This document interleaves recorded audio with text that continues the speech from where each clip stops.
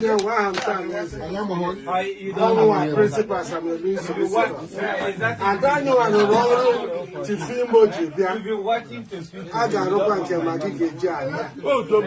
You know, so I know Kachukuna, Abba New I know. So actually, you know your Bolabera here today. And don't cut it off. Majuku Chen Zekwe. They are here. That's good. You know, so Kachuku no yena uta one you Chifimo Chukwu I got no yena because I my chok onye obula bia kwa mboshi ahụ bia no yena because as ebe anyuko ma mere onu ya agbo fofu ụlọ ghọtara Chifimo one nwoke ọ bịara here bịa kpa anyị anwere ka anyị chi ọchị dajọ ọ ga-adị maka anyị gakwa ga chi ọchị.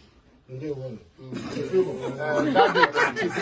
know that day, in my he could not so why you buy it's a good house. But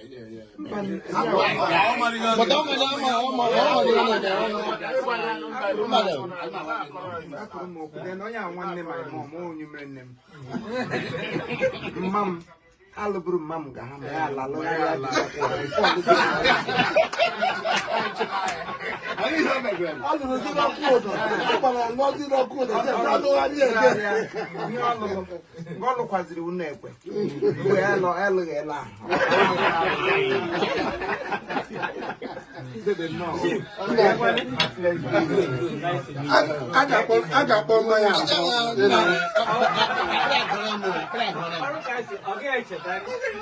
gave him a play before. Yala Omo play before. Na hotel na Owere. You get it.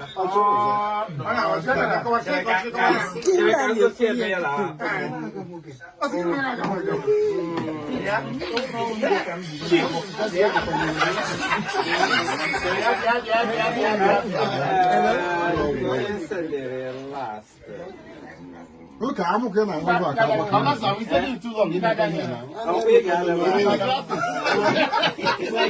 went to the vineyard.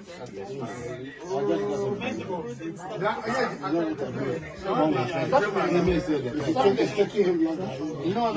He is the best. Then I try to